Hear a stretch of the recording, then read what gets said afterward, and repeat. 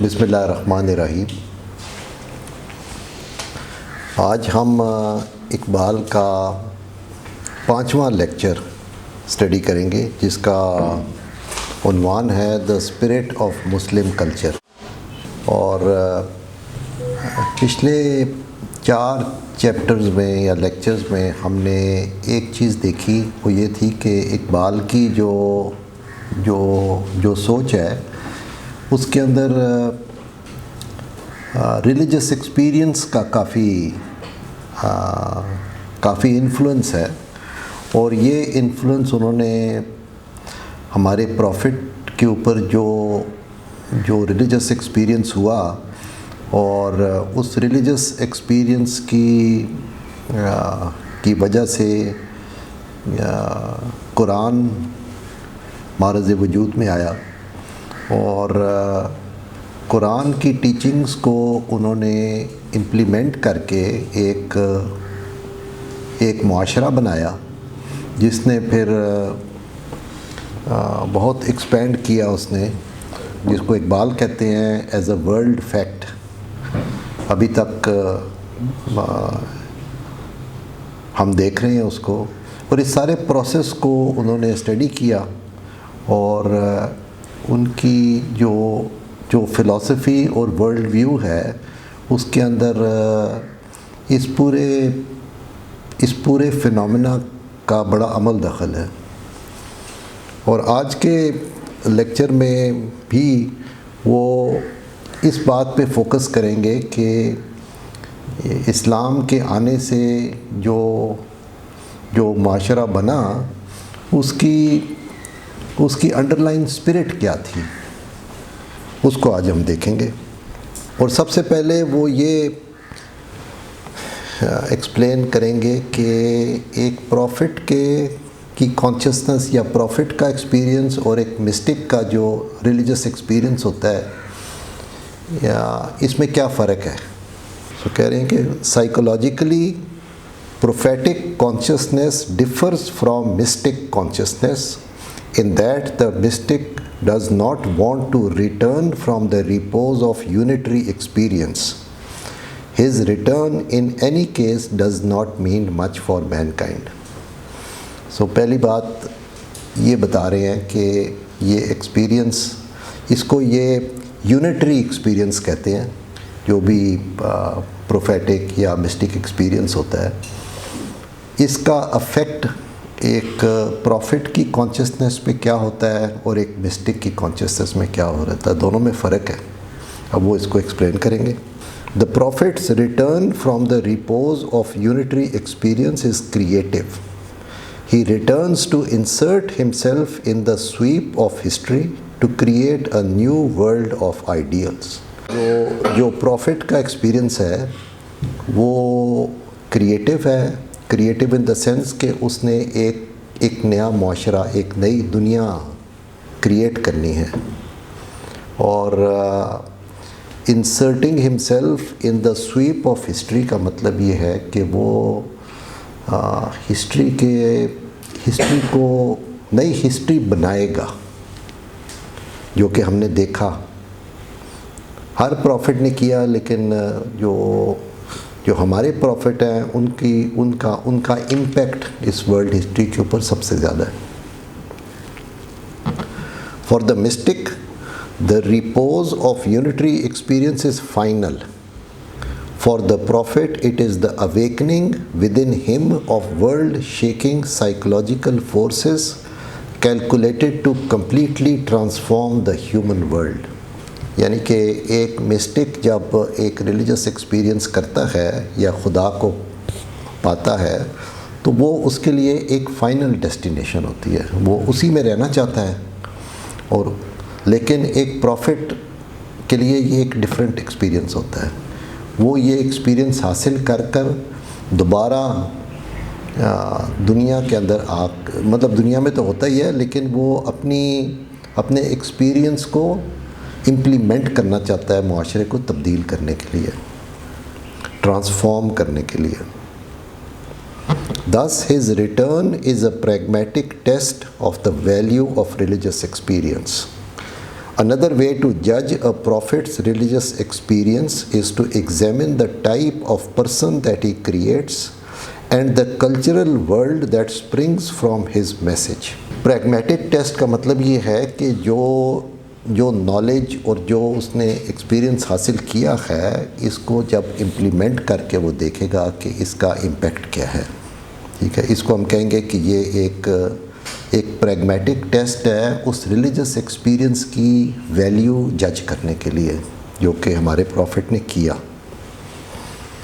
और फिर उसमें जब ये इम्प्लीमेंट हुआ तो फिर देखने वाली बात ये है कि वो क्या कल्चर क्रिएट हो रहा है इसकी इम्प्लीमेंटेशन से, उसको अभी इस चैप्टर में एग्जामिन करेंगे. This latter aspect is the aim of this chapter, to focus on the main concepts of the culture of Islam and the process of ideation that underlies it, to catch a glimpse of the soul that found expression through them.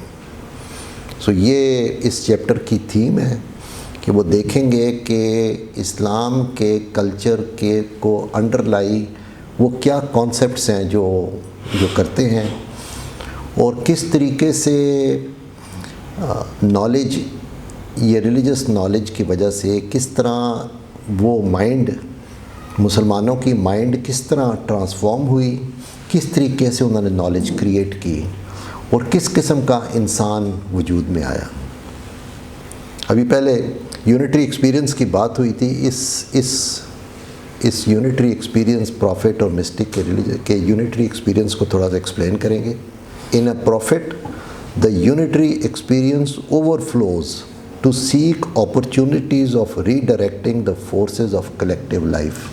इसकी बात हमने पहले की कि ये जो experience gain किया है ये ओवरफ्लो इन द इस सेंस के कि ये उस माशरे के अंदर ओवरफ्लो करके उसको ट्रांसफॉर्म करेगा. ये एक्सपीरियंस जो इंसानों की कलेक्टिव लाइफ है उसको चेंज करेगा.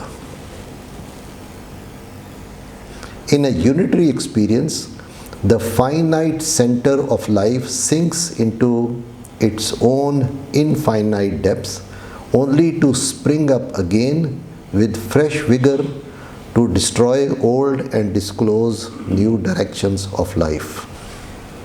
यानी कि ये एक थीम है इकबाल की कि ये रिलीजियस एक्सपीरियंस इनर एक्सपीरियंस होता है. ये हमने बहुत इसकी काफ़ी बात हम पहले करते हुए आए हैं और इनर एक्सपीरियंस को भी उन्होंने इस तरह एक्सप्लेन किया है कि इंसान अपने कॉन्शियसनेस के अंदर ही सिंक करके उसकी गहराई में जाके वहाँ से ये नॉलेज एक्वायर करता है. वहाँ से ये नॉलेज कैसे एक्वायर करता है, जैसे ये बात पहले हुई थी कि खुदा ने जब इंसान को बनाया तो इंसान के अंदर अपनी रूह फूंकी या स्पिरिट अपनी फूंकी, तो वो एक डिवाइन एसेंस है ह्यूमन कॉन्शियसनेस के अंदर, उसकी तरफ इसका इशारा है. और ये कह रहे हैं कि ये इंस्पिरेशन अंदर से आती है और उस इंस्पिरेशन को फिर इंसान जो भी प्रॉफिट है वो फिर इम्प्लीमेंट करता है इसको. This contact with the root of his being is not peculiar to man. The Quran regards वही inspiration as a universal property of life, though its nature and character is different at different stages of evolution. ठीक है जी. तो क्या ये रहे हैं कि जो ये इंस्पिरेशन है ये वही है, ये सिर्फ इंसान के लिए नहीं है. और अगर इंसान के लिए है तो प्रॉफिट भी इंसानों में से होते हैं, लेकिन ये इसको और ज़्यादा जनरलाइज करके एक्सप्लेन कर रहे हैं इस बात को. आगे देखते हैं. The plant growing freely, the animal developing a new organ, and the human being receiving light from the inner depth of his life are cases of inspiration of varying character according to the needs of the recipient. So वही को वो ایک قسم کی inspiration کے طور پہ دیکھ رہے ہیں، اور یہ دیکھ رہے ہیں کہ پوری کائنات کے اندر مختلف طریقے سے اس کی ایک امپلیمنٹیشن ان کو نظر آ رہی ہے، which is not just confined to human beings but beyond that as well. Man was initially governed by emotion and instinct. Inductive reasoning is a later achievement, which once born must inhibit the growth of other modes of knowledge. یعنی کہ کہہ رہے ہیں کہ جو primitive human being تھا وہ زیادہ اس کے جو ایکشنز تھے they were mostly governed by emotion and instinct. اور یہ انڈکٹیو ریزننگ جو ہے یہ انسان کی ہیومینٹی کی ڈیولپمنٹ میں ایک لیٹر سٹیج میں آئی ہے، اور جب یہ آ جائے تو ادر سورسز آف نالج پھر انہیبٹ ہوتے ہیں. ٹھیک ہے جی، اس بات کو بھی ابھی بھی ایکسپلین کریں گے. ابھی یونٹری ایکسپیرینس ہم next topic is the finality of prophethood in Islam. اب یہ بھی امپورٹنٹ ہے. The Prophet of Islam stands between the ancient and the modern world. As regards the source of revelation, he belongs to the ancient world. As regards its spirit, he belongs to the modern world. The birth of Islam is the birth of inductive intellect. یعنی کہ وہ ہمارے profit کو دیکھ رہے ہیں between standing between the ancient world and the modern world. اس juncture پہ دیکھ رہے ہیں اسلام کو، اور یہ کہہ رہے ہیں کہ اسلام کے آنے سے انڈکٹیو ریزننگ ڈیولپ ہوئی. اب انڈکٹیو ریزننگ سے ہم کیا سمجھتے ہیں؟ انڈکٹیو ریزننگ ہوتی ہے کہ آپ بہت سارا ڈیٹا، پرٹیکولر ڈیٹا ایگزامن کر اور اس کو ایگزامن کرنے کے بعد آپ کوئی جنرل پرنسپل اس میں سے ڈیولپ کریں. دس از انڈکٹیو ریزننگ اور انڈکٹیو انٹلیکٹ. ابھی اس کی آگے بات ہوگی تو یہ پوائنٹ بھی کلیئر ہوگا کہ یہاں اس کو ریفر کیوں کر رہے ہیں، لیکن آپ اس کو فائنلٹی آف پروفٹ ہوڈ کے کانٹیکسٹ میں فی الحال دیکھیں. ان اسلام the prophecy in reaching and preserving perfection discovers the need for its abolition, which means that man no more needs leading strings in order to achieve full consciousness. He must be left on his own intellectual and moral resources. یعنی کہ اسلام کے آنے کے بعد وہ یہ کہہ رہے ہیں کہ جو پروفٹ ہوڈ کا سلسلہ ختم ہوا وہ اس لیے ختم ہوا کیونکہ جو میسج تھا وہ پریزرو ہوا اپنی پرفیکشن میں. ٹھیک ہے، اور قرآن کی شکل میں ہم اس کو دیکھ رہے ہیں. ٹھیک ہے، اور دوسری بات وہ یہ کہہ رہے ہیں کہ انسانیت اتنی انٹلیکچولی اتنی ڈیولپ ہو چکی تھی کہ اس کو ابھی انسان کا کلیکٹیولی انٹلیکٹ اتنا ڈیولپ ہو گیا تھا کہ وہ اس کو ابھی یہ اس انسپریشن کے علاوہ اس کو ضرورت نہیں تھی گائیڈنس کی، اور وہ اپنے انٹلیکچول اور مورل ریسورسز سے آگے چل سکتا تھا. اسی لیے کہا کہ یہ اینشنٹ ورلڈ اور ماڈرن ورلڈ کے درمیان میں ہمارے پروفٹ کھڑے ہیں. The constant appeal to reason and experience in the Quran and the emphasis it lays on nature and history as sources of knowledge are different aspects of the idea of finality. یعنی کہ قرآن کی جو spirit ہے وہ یہ ہے کہ it is asking human beings to rely on reason and experience. اپنے ریزن اور اپنے ایکسپیرئنس پہ ریلائی کریں، یہ ایک سورس آف نالج ہے. اور اس کے علاوہ یہ کہہ رہے ہیں کہ اس کے علاوہ یعنی کہ نیچر کے علاوہ ہسٹری بھی ایک سورس آف نالج ہے. اور یہ بھی اسپیکٹس یہ ہیں کہ پروفٹ ہوڈ کی فائنلٹی ہے. ٹھیک ہے، ابھی ہم دیکھیں گے کہ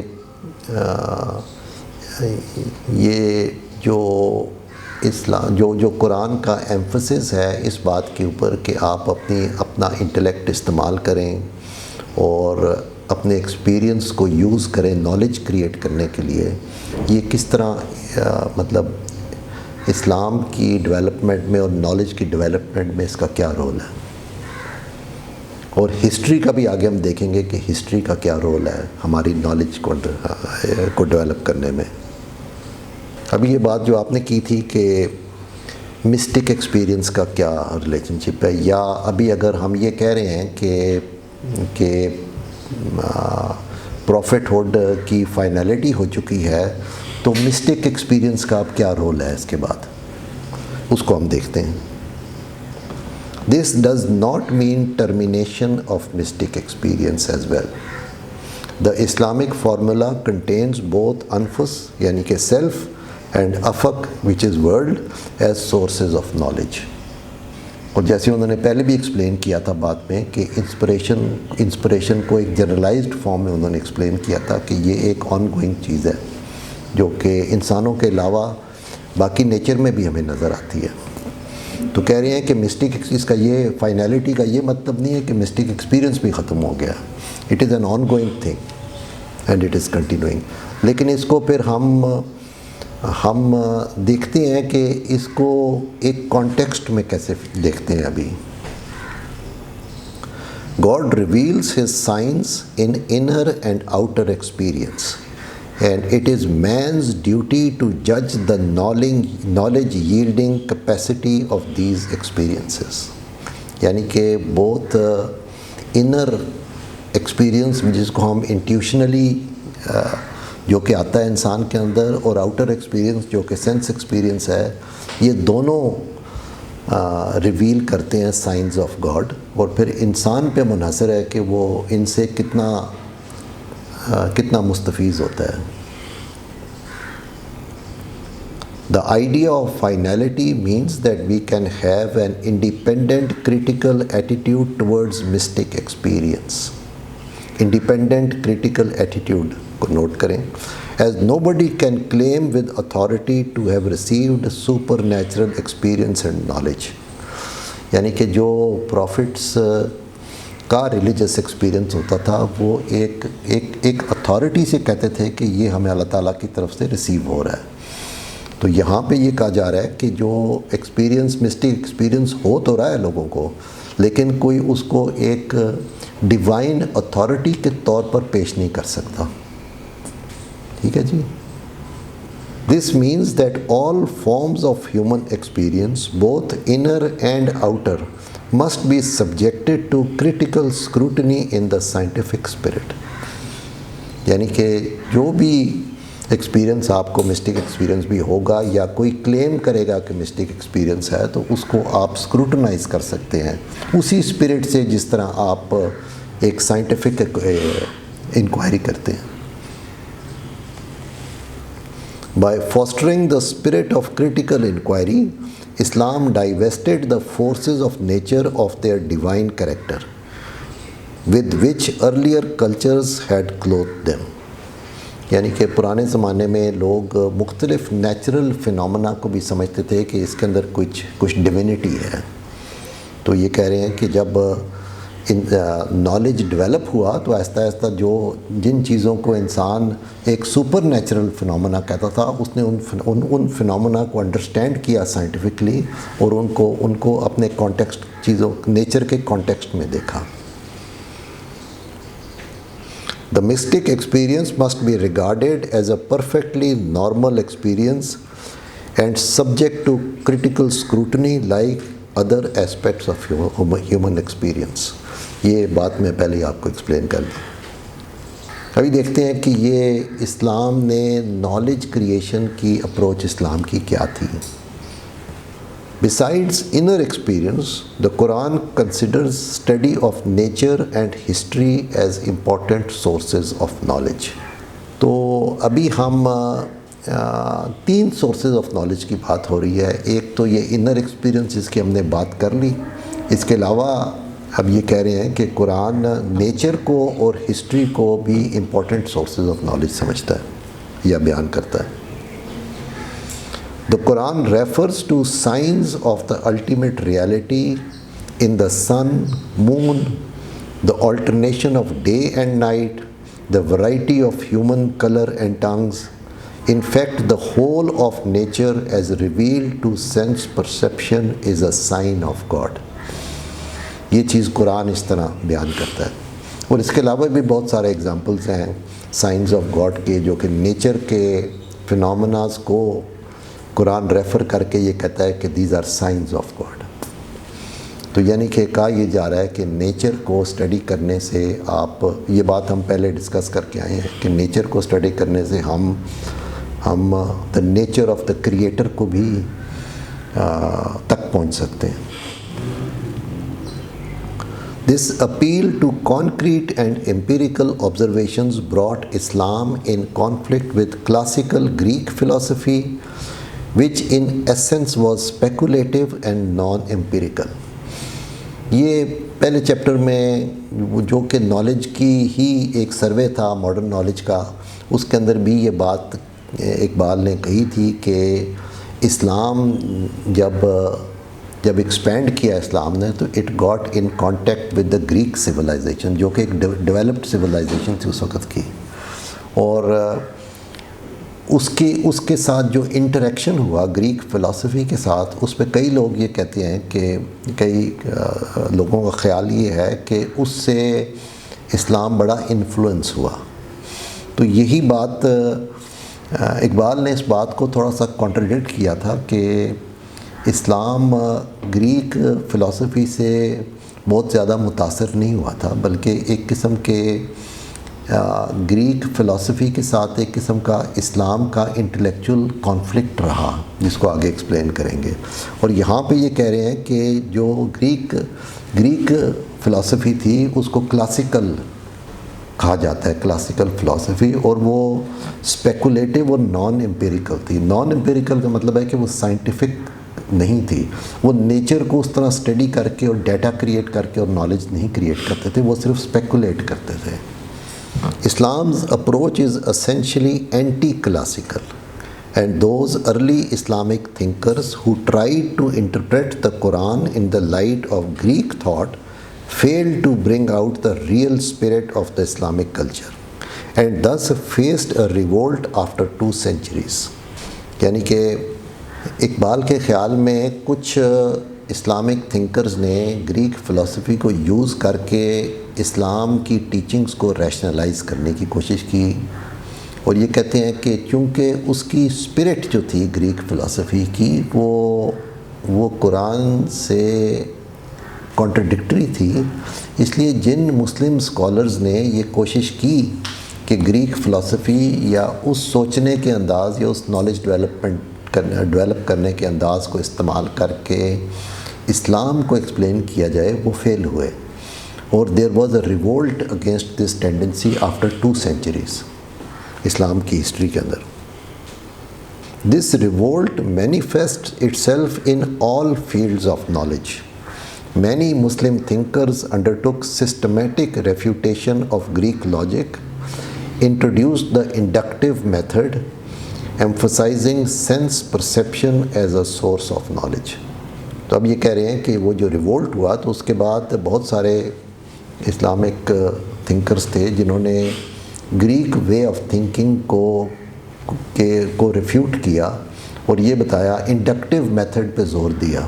یعنی کہ انڈکٹیو میتھڈ کا مطلب یہ ہے دا سائنٹیفک میتھڈ، جہاں آپ ڈیٹا کو اکٹھا کر کے اور پھر اس میں سے جنرل پرنسپلز کنکلوڈ کرتے ہیں. اور اس بات پہ بھی زور دیا کہ sense perception is a way of creating knowledge. This set the direction of creating knowledge through the scientific method which was later adapted by the west. یعنی کہ جو سائنٹیفک میتھڈ ہے وہ بیسیکلی اسلام نے انٹروڈیوس کیا، جس کو آگے پھر ویسٹ نے لے کے آگے چلے. This aspect is amply highlighted by Briffault in his book The Making of Humanity. اس کتاب کو بھی کوٹ کرتے ہیں. Science is the most momentous contribution of the Arab civilization to the modern world.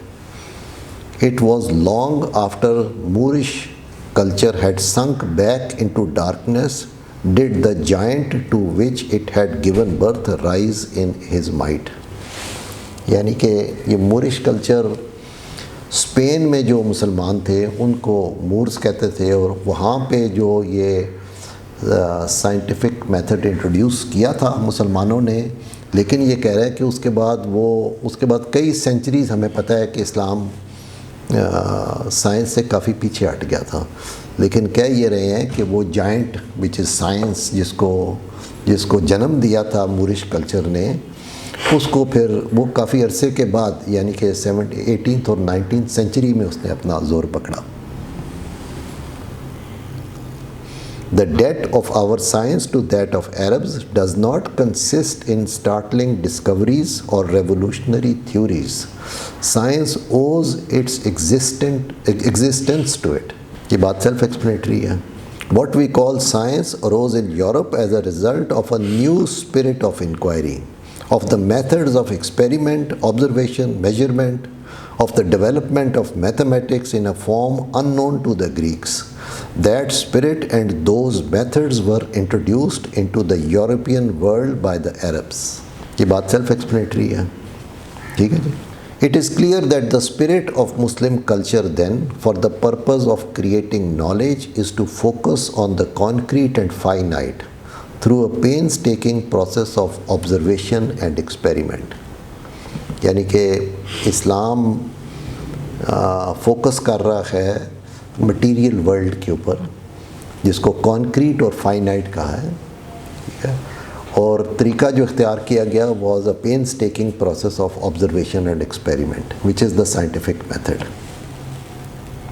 The creation of the scientific method in Islam is due not to Greek influence, rather to a prolonged intellectual warfare with it. Thus, it is a misunderstanding to think that Greek thought in any way determined the character of Muslim culture. ٹھیک ہے جی بات. Knowledge must begin with the finite and concrete. It is, however, the capture of and power over the concrete that allows the intellect of man to pass beyond the concrete. یعنی کہ یہ ابھی یہاں پہ یہ کہہ رہے ہیں کہ نالج کا جو سٹارٹنگ پوائنٹ ہے وہ یہی ہے کہ آپ فائنائٹ اور کانکریٹ کو پوری طرح سیمولیٹ کریں، اور جب آپ یہ کر لیں گے تو پھر انسان کا انٹلیکٹ اس قابل ہوتا ہے to pass beyond the concrete. اب اس کا کیا مطلب ہے؟ In Islamic culture, the ideal consists in the comprehension of the infinite. While for the Greeks, the ideal was the comprehension and practice of proportion. This is the second important difference between Greek and Muslim approach. یعنی کہ یہ کہہ رہے ہیں کہ جو Islamic culture تھا اس کے اندر اس کی ٹینڈنسی تھی to go beyond the concrete and try and explore the infinite. اب انفائنائٹ اس بات کا کانٹیکسٹ ہم نے پہلے لیکچر میں پڑھا تھا اور دیکھا تھا، جس میں یہ بات ہوئی تھی کہ نالج انفائنائٹ ہے. اگر آپ نے ریالٹی تک پہنچنا ہے، الٹیمیٹ ریالٹی تک، تو ایک انفائنائٹ پروسیس ہے آف ڈیولپنگ نالج. اور یہ انفائنائٹ انسان کی سوچ کے اندر ایک ٹینڈنسی ہے to continue to move forward, جو کہ ہم ہیومینٹی کے اندر جو نالج کی ڈیولپمنٹ ہو رہی ہے اس کو ہم دیکھ بھی رہے ہیں اسی طرح. اس کے برعکس وہ یہ کہہ رہے ہیں کہ گریک مائنڈ جو تھا وہ ایک فائنائٹ ورلڈ ویو تھا ان کا. اس فائنائٹ ورلڈ ویو میں اگر آپ یہ سمجھتے ہیں کہ یہ کائنات فائنائٹ ہے اور اسٹیٹک ہے اور فائنائٹ ہے، تو اس کے اندر آپ نے اپنے آپ کو ایڈجسٹ کرنا ہے by having the right proportion. مطلب ایک بیلنس اور پروپورشن کا جو کانسیپٹ ہے یہ امپورٹنٹ ہو جاتا ہے ایک فائنائٹ کانٹیکسٹ کے اندر. تو یہ ایک انٹلیکچولی ایک ڈفرینٹ اپروچ ہے between the Greeks and the Muslims. ابھی اسلامک آئیڈیل آف انفائنائٹ کو دیکھتے ہیں. The Greek mind, preoccupied with man's adaptability with physical finite, having well-defined limits, led to the creation and adoption of proportion as an ideal worth discovering. क्योंकि Greek mind उस वक़्त इस कायनात को एक फ़िक्स चीज़ समझते थे, इसीलिए उनका एक वेल डिफाइंड लिमिट्स के अंदर वो अपनी सोच को देख रहे थे, और इसलिए प्रोपोर्शन उनके लिए बहुत इम्पोर्टेंट था. और एरिस्टोटल का एक बड़ा मशहूर है कॉन्सेप्ट जिसको गोल्डन मीन कहते हैं, यानी कि दरमियान का रास्ता जिसे कहते हैं. तो उसको मैंने याद किया नहीं, लेकिन उसने भी बड़े एक अच्छे तरीके से ये एक्सप्लेन किया था कि एक मॉडरेट या गोल्डन मीन का मतलब है कि एक मॉडरेशन की अप्रोच. तो ये ग्रीक थिंकिंग के अंदर प्रोपोर्शन और मॉडरेशन का बड़ा रिवाज था, जो कि इस्लामिक कल्चर से काफ़ी, या इस्लामिक वे ऑफ थिंकिंग से डिफरेंट है.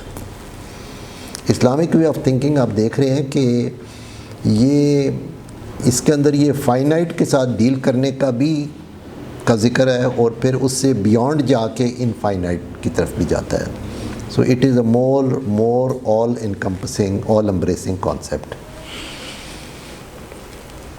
As the ultimate reality which though infinite and not part of nature is present within it.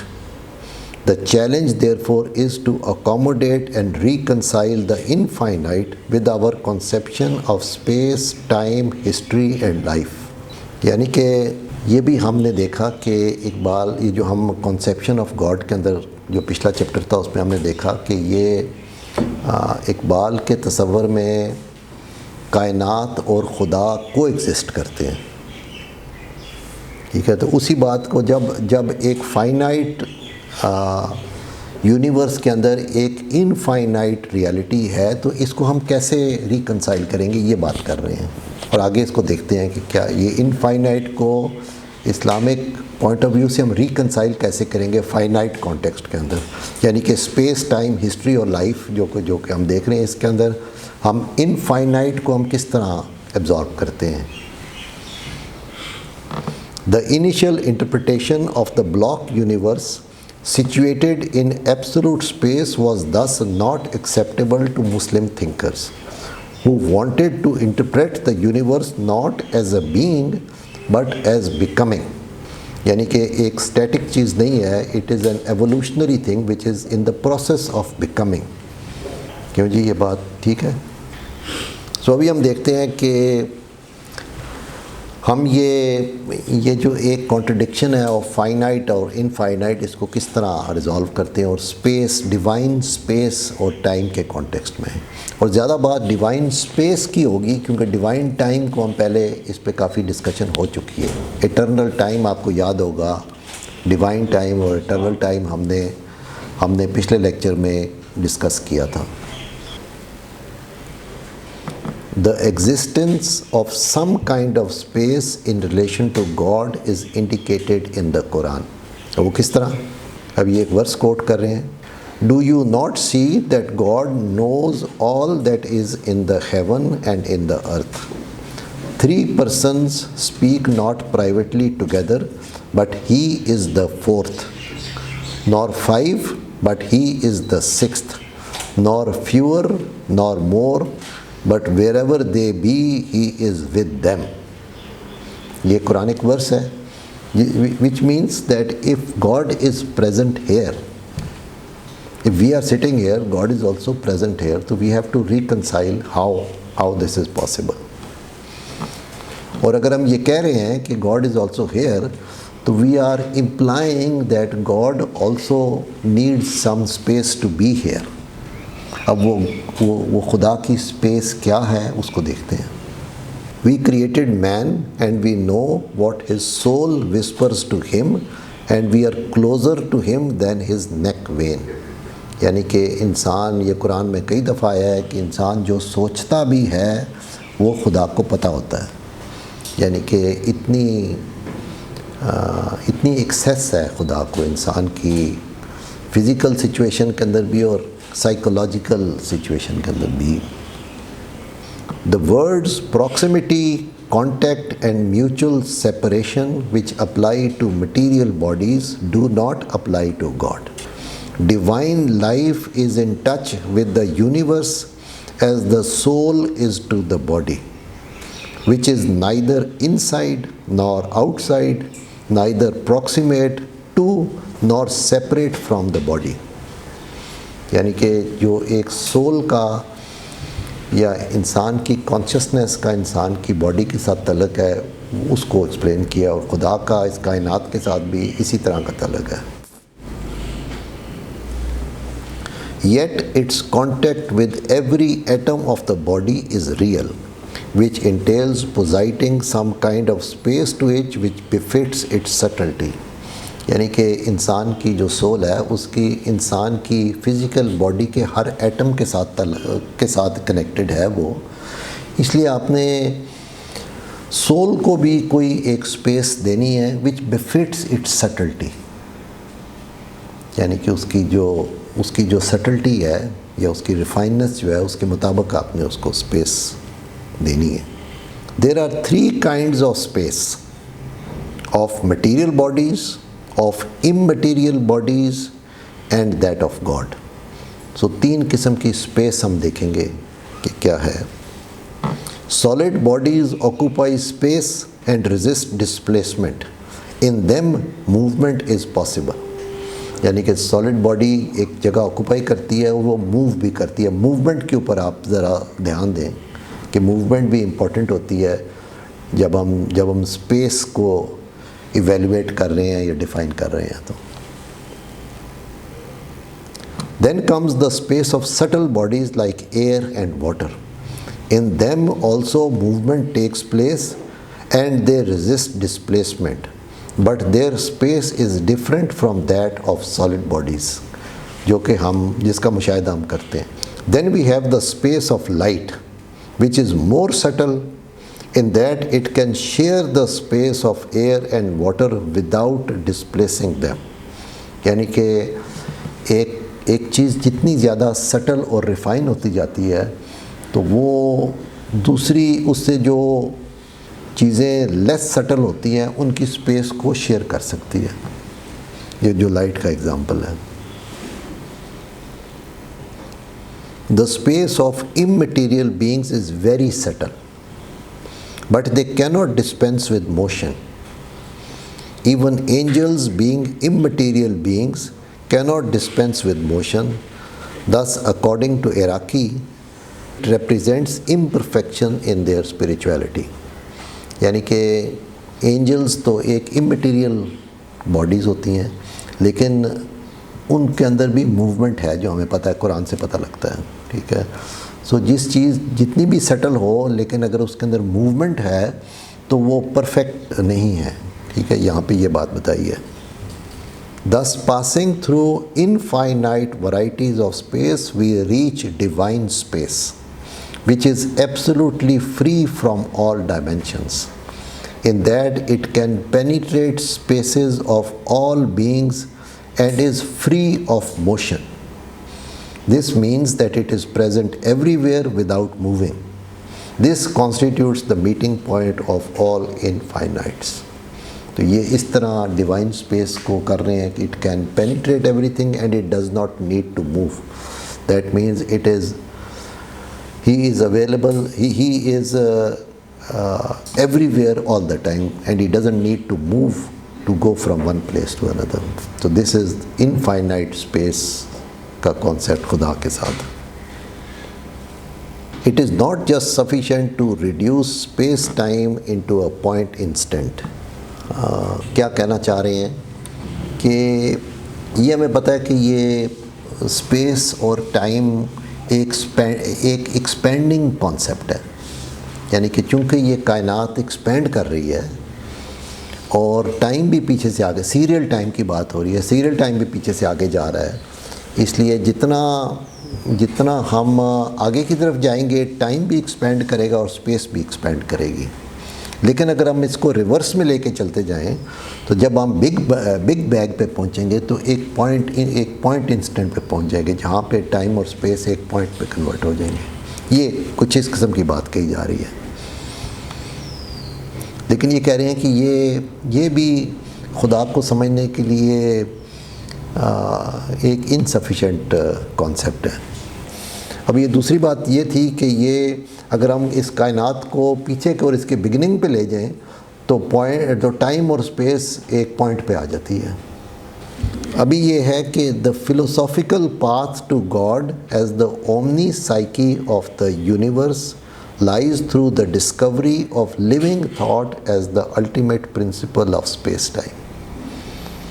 یعنی کہ پہلے اسپیس ٹائم کو ہم پیچھے کی طرف لے کے گئے تو ایک پوائنٹ پہ ہم لے آئے اس کو.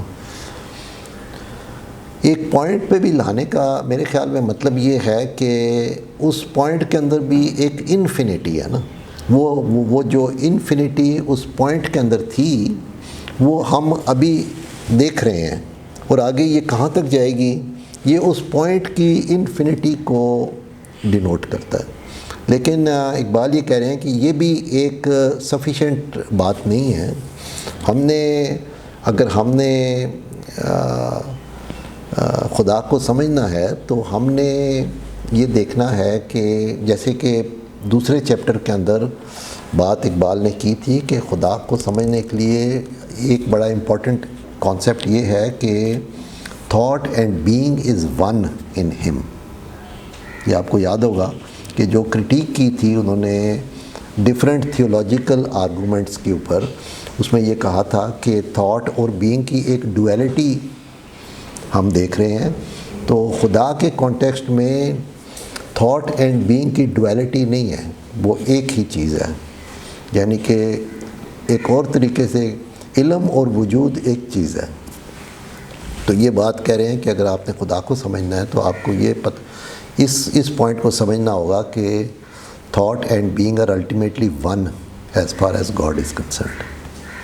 Infinity of time consists in understanding time as pure duration. ابھی ہم بات ٹائم کی کر رہے ہیں. ابھی تک ہم نے اسپیس کی بات کی تھی, انفائنائٹ اسپیس کی بات کی تھی, انفائنائٹ ٹائپ کی ہم پہلے بات کر چکے ہیں, اس کو صرف میں سمرائز کر رہا ہوں ادھر. Infinity of time consists in understanding time as pure duration as well as serial time which entails appreciating God's eternal now consisting of all past and present knowledge as well as serial time in terms of God's infinite continuous creation. یعنی کہ جو جتنی بھی اس بات کو سمجھنے کے لیے آپ نے کنٹینیوس کریٹیو پروسیس کو ذہن میں رکھنا ہے. خدا کے جو کریٹیو پروسیس ہے ایک آن گوئنگ کریٹیو پروسیس ہے, اس کو آپ نے ذہن میں رکھنا ہے. اور جو کچھ اس پوائنٹ تک جو کچھ کریٹ ہو گیا ہے وہ پیور ڈیوریشن, یعنی کہ اس کمپلیٹ کریشن کی کمپلیٹ نالج خدا کے پاس موجود ہے. اور اگر آپ نے کریشن کو آگے ہونے والی کریشن کو آپ نے سمجھنا ہے تو آپ نے سیریل ٹائم یعنی کہ سیریل ٹائم یا آبجیکٹیو ٹائم کو ذہن میں رکھ کے, اور اس کے اندر آپ نے امیجن کرنا ہے کہ یہ انفائنائٹلی آگے کی طرف جا رہا ہے اور اس کے اندر ایک انفائنائٹ کریٹیو پروسیس بھی آگے کی طرف چلے گا. سو یہ ایک ہے جس کو ہم نے کافی تفصیل میں ڈسکس کیا تھا. اس پہ کوئی اگر پوائنٹ ہے تو. ابھی یہ تھا ڈسکشن ہم نے کر لی. ابھی ہم یہ آخری پارٹ کی طرف آ رہے ہیں جہاں ہم اسلامک ویو آف ہسٹری دیکھیں گے. یہ ویو آف ہسٹری کا مطلب یہ ہوتا ہے کہ ہسٹری کو اسٹڈی کر کے یہ پتہ کرنے کی کوشش کرنا کہ اس کے اندر پیٹرن کیا ہے, اس کی لاجک کیا ہے, اس ہسٹوریکل پروسیس کی لاجک کیا ہے. اس کو ہم کہتے ہیں that is the philosophy of history. تو اس کے اوپر ابھی دیکھتے ہیں کہ اسلامک پوائنٹ آف ویو کیا ہے. History is the third source of knowledge which the Quran describes as the days of God. An essential teaching of the Quran is that nations are judged collectively and suffer for their misdeeds here and now. یہ چونکہ قرآن کے اندر بہت سارے historical events explain کیے گئے ہیں different Times کے اندر، اور اس میں یہ بتایا گیا ہے کہ کلیکٹیو پنشمنٹ ملی، تو اس پوائنٹ آف ویو سے یہ بتا رہے ہیں کہ nations are judged collectively and suffer for their misdeeds here and now. To establish this proposition, the Quran cites historical instances and urges the reader to reflect on the past experience of mankind. اب یہ versus ہیں. Of old did we send Moses with our signs and said to him, bring forth thy people from the darkness into the light and remind them of the days of God. Verily in this are signs for every patient, grateful person. یعنی کہ movement from darkness to light کا مطلب ہے کہ ان کو signs of God یا ان کو ہدایت دی جائے، ان کو بتائی جائے اور ریمائنڈ کیا جائے کہ اگر آپ نہیں اس کو کرو گے تو the days of God means historical process will inflict some penalty on you. And among those whom we had created are a people who guide others with truth and in accordance therewith act justly. But as for those who treat our signs as lies, we gradually bring them down by means of which they know not. And though I lengthen their days, verily my stratagem is effectual. یعنی کہ جو signs of God کو یا teaching of the قرآن کو جو neglect کرے گا یا defy کرے گا تو they will be brought down, their days might be lengthened, but the divine strategy is effectual, is effective.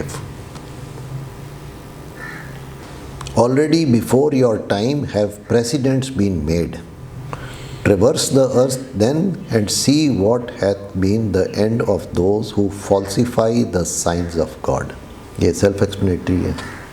If a wound hath befallen you, a wound like it hath already befallen others. We alternate the days of successes and reverses amongst people.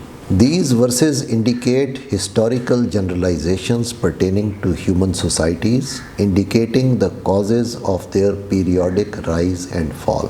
یعنی کہ ان ساری سے یہ بات سمجھ آ رہی ہے کہ there are signs of God means teachings of the Quran, اور جو ان کو فالو کرتے ہیں وہ تو ٹھیک ہے، جو نہیں فالو کرتے اور پیریوڈیکلی لوگ نہیں فالو کرتے تو ایک process of rise and fall ہمیں نظر آتا ہے نیشنز میں. ابھی کہہ رہے ہیں کہ accuracy is a fundamental principle of recording history on which Quran lays particular emphasis. O believers, if any bad man comes to you with a report, clear it up at once. مطلب اس میں صرف یہی بات انڈیکیٹ کی جا رہی ہے کہ ہسٹری کو اگر آپ نے سمجھنا ہے اور ہسٹری سے آپ نے فائدہ اٹھانا ہے تو اس کو ایکوریٹلی بیان کرنا بہت ضروری ہے، جو کہ ہم کرتے نہیں ہیں. The scientific treatment of history entails a wider experience, a maturity of human reason, and a fuller understanding of the nature of life and time. In this regard, two ideas are important. اب وہ کیا ideas ہیں؟ اب یہ scientific treatment of history کا کیا مطلب ہے؟ وہ یہ کہہ رہے ہیں کہ ایک ایکوریٹلی اور ایک ہولسم طریقے سے اگر آپ نے ہسٹری کو انڈرسٹینڈ کرنا ہو تو کچھ چیزیں امپورٹنٹ ہیں. اس میں دو آئیڈیاز کی بات کریں گے which are important if you want to understand history. Firstly, the unity of human origin. And we have created you all from one breath of life, says the Quran. But the perception of organic unity is a slow achievement. Its growth depends on people's entry into the main current of world events. یعنی کہ ہم نے یہ دیکھا ہے کہ اقبال کی interpretation of reality is spiritual, اور انسان کو بھی انہوں نے ایک اسپریچول، اس کا جو ایسنس ہے وہ اسپریچول ہے. اور اس لیے یہ کہہ رہے ہیں کہ اگر اور جیسے ہم نے پہلے بات کی تھی کہ یہ یہاں لکھا بھی ہے، and we have created you all from one breath of life. اس کا مطلب ہے کہ spiritually humanity is equal, they are there is no difference from that point of view. اور اس کے یہ بلیور تھے. اور پھر یہ کہہ رہے ہیں کہ یہ ایک سلو ڈیولپمنٹ ہے, اور جب مین اسٹریمنگ ہوگی ہیومینٹی کی ان ورلڈ ایونٹس تو ایک یونٹی آئے گی. Christianity also promoted this idea, but its practical implementation remained unfulfilled. The growth of territorial nationalism with its emphasis on national characteristics has diminished the broader human element in the art and literature of Europe. اب یہ 18th اور 19th century کے اندر Europe کے اندر nationalism نے زور پکڑا, خاص طور پہ 19th سینچری میں, جس میں جرمن یونیفیکیشن ہوئی, جس میں اٹلی کی یونیفیکیشن ہوئی, اور نیشنلزم نے زور پکڑا. اور اس کو اقبال ارتھ روٹیڈنس کہتے ہیں کہ لوگوں نے ٹیریٹوریل ایریاز کے اندر اپنے آپ کو اس کے ساتھ اپنے آپ کو ریلیٹ کر کے اور ڈیفائن کیا, اور اس قسم کی نیشنلزم کے وہ خلاف بھی تھے Iqbal. In Islam, the idea of human unity was neither a dream of poetry nor a concept of philosophy. It was a social movement to make it a living factor in Islamic daily life and then slowly expand it universally. یہ اسلام کے لیے یہ ایک social movement تھی کہ پہلے جو اسلامی معاشرہ قائم ہوا اس کے اندر ایک یونٹی آف ہیومن بینگز, اور پھر جیسے جیسے یہ ایکسپینڈ کیا تو یہ یونیورسلی اس کو ایکسپینڈ کیا جائے. Secondly, a keen sense of the reality of time and history as a continuous creative movement in time. This is the main theme in Ibn Khaldun's interpretation of history.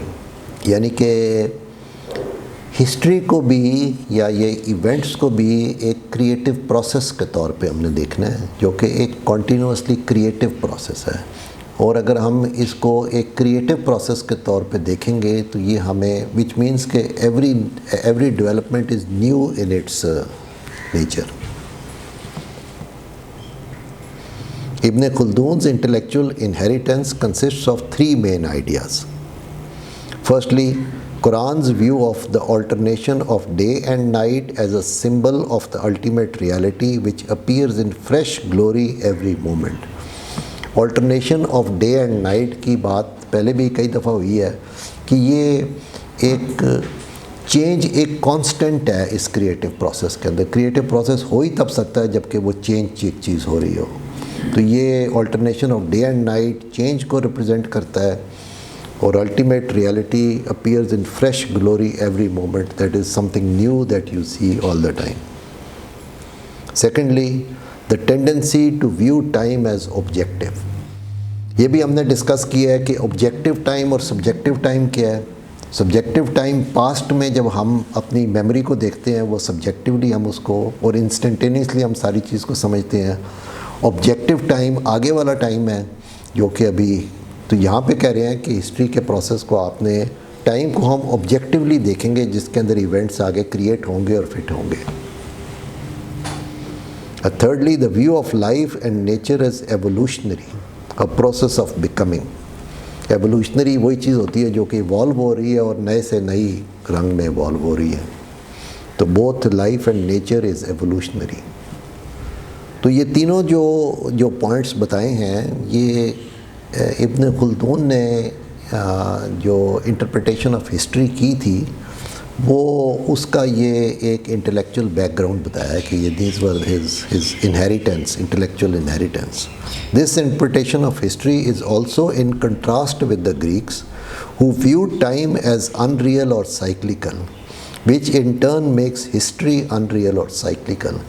یہ ایک Greeks کا view یہ تھا کہ یہ جو history as a social phenomena یہ ایک ریکرنگ چیز ہے, کہ یہ فنومناز جو ہیں یہ ہسٹوریکل فنومنا, سوشل فنومناز یہ ود ٹائم نئے نہیں کریٹ ہوتے بٹ ایک قسم کی ریکرنس ہوتی ہے ان کے اندر. اس لیے کئی جگہ یہ لوگ بھی یہ بات ایک ٹرم استعمال کرتے ہیں ہسٹری ریپیٹس اٹ سیلف، یہ کئی دفعہ آپ نے سنی ہوگی. تو اس کے پیچھے اس کا انٹلیکچوئل بیک گراؤنڈ یہ ہے کہ یہ سائیکلیکل ہے ہسٹوریکل پروسیس، جس کو اقبال ریفیوٹ کر رہے ہیں. اور یہ بتا رہے ہیں کہ گریک سے ہمارا ڈفرینس یہ بھی ایک بڑا ڈفرینس تھا in the way that we viewed history, in the way Islamic thinkers viewed history and the way that the Greeks were viewing history. This completes the Islamic revolt against Greek thought, which occurred despite the effort of many Muslim thinkers who tried to interpret Islam in the light of Greek thought. یعنی کہ کچھ initial, جیسے میں نے پہلے بتایا تھا، کچھ انیشل مسلم تھنکرز تھے جنہوں نے گریک تھاٹ کی یا گریک فلسفی کی بیسس پہ اسلام کو ایکسپلین کیا تھا. تو یہاں پہ یہ بات بتا 3-4 میجر اسپیکٹس بتا کے یہ کہہ رہے ہیں کہ جو اسلام نے گریکس کو فالو نہیں کیا بلکہ ان کو ریوولٹ، ان کے خلاف ریوولٹ کر کے اور نالج کریٹ کی، which was scientific knowledge and which was a different interpretation of history also. اب یہ لاسٹ چیز یہ ہے، یہ Oswald Spengler's view of history. اس نے بڑی مشہور کتاب لکھی تھی the decline of the West. Spengler in his book the decline of the West proposed that each culture is a specific organism with no point of contact with the culture that historically precedes or follows it. یعنی کہ اس کا view یہ تھا کہ ہر culture ایک indigenous چیز ہوتی ہے جس کا دوسرے کلچرز کے ساتھ کوئی تعلق نہیں ہوتا. جبکہ اس سے پہلے جو ڈسکشن ہوئی ہے وہ یہ ہو رہی ہے کہ کچھ لوگ یہ کہہ رہے ہیں کہ گریک فلسفی سے انفلوئنس ہوا مسلم کلچر. اور پھر اقبال نے یہ کہا کہ جو مسلم کلچر جس طرح ڈیولپ ہوا، جس میں سائنٹیفک نالج کریٹ ہوئی، اس سے ویسٹ انفلوئنس ہو کے انہوں نے اس کو کیری فارورڈ کیا. جبکہ اسپینگلر کا ویو یہ نہیں ہے. وہ یہ کہہ رہا ہے کہ ہر کلچر جو ہے وہ ایک اسپیسیفک آرگنزم ہوتا ہے جس کا دوسرے کلچرز کے ساتھ کا اثر یا انفلوئنس نہیں لیا جاتا. تو یہ ایک ڈفرینٹ پوائنٹ آف ویو ہے جس کو ڈسکس کر رہے ہیں. He further argues that each culture has a peculiar way of looking at things which is inaccessible to people belonging to a different culture. یہ اسپینگلر کا point of view تھا. He regards the spirit of European culture as thoroughly anti-classical, which Europe evolved due to its own genius. اس نے یہ کہا کہ یہ جو بھی اس کا مسلم کلچر کے ساتھ کا کوئی انفلوئنس نہیں ہے، یہ انہوں نے خود ڈیولپ کیا ہے، جو انڈیجنسلی اس کی اپنی جینیس تھی یورپینس کی. Iqbal agrees with the view that modern culture is anti-classical but points out that it had originally arisen out of the revolt of Islam against Greek thought، جو کہ ہم بات ابھی ڈسکس کر کے آئے ہیں. کہ اقبال ایگری تو کر رہے ہیں کہ اینٹی کلاسیکل ہے، لیکن یہ ارائز ہوا ہے because of the Muslim revolt against Greek thinking. Had Spengler accepted Islam's influence on European culture, it would have negated his entire thesis, which led him to develop a perverted view of Islam expressed as Magian culture. اب یہ اگر وہ accept کر لیتا تو اس کا پورا جو تھیسس تھا وہ خراب ہوتا تھا نا. تو اس نے اسلام کے اوپر 2 چیپٹرز لکھے تھے اور اس کے اوپر ایک کرٹیک کر رہے ہیں، اور اس نے کہا تھا کہ یہ میجین کلچر ہے اسلام.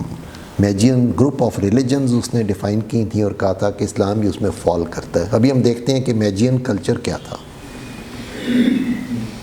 The Magian religious culture views history in terms of a struggle between good and evil, with the power of evil finally overthrown with the coming of a Messiah. If this view is presented as Islam's interpretation of the historical process, it is a misrepresentation.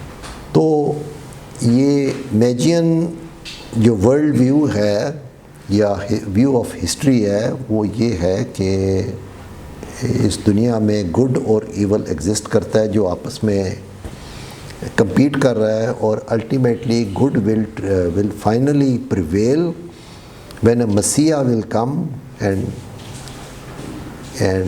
defeat evil finally.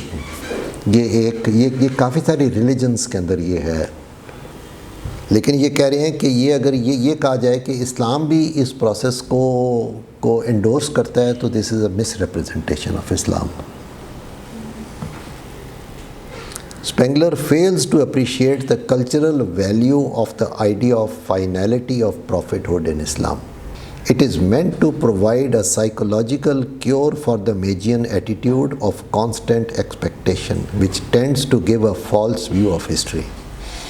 یعنی کہ finality of profit کے اوپر، پروفٹہڈ کے اوپر بات بھی اس لیے کی تھی کہ وہ ایک فائنل تھی اور اس کے بعد ابھی نہیں آئے گی. سو وی مطلب وہ ایک سائیکولوجیکلی جو ایک مائنڈ سیٹ بن گیا ہے میجین کلچر میں کہ they are expecting some messiah to come and defeat the evil, so to say that is not. تو فائنلٹی آف پروفٹ پہ اگر آپ بلیو کریں گے تو یہ سائیکولوجیکلی آپ کو اس فریم آف مائنڈ سے نکالے گا. Ibn Khaldun seeing the spirit of his own view of history has demolished the alleged revelational basis of a similar idea that had appeared in Islam under the pressure of Magian thought. یعنی کہ جو interpretation ابن خلدون نے دی تھی اس کے اندر یہ جو اس قسم کی تھنکنگ اسلام کے اندر بھی آ گئی تھی اس کو ریفیوٹ کیا تھا اس نے. تو یہاں پہ یہ ہم ختم کرتے ہیں جی. یہ آج ہم نے کمپلیٹ چیپٹر اسٹڈی کر لیا ہے. Next time we will go to the next talk.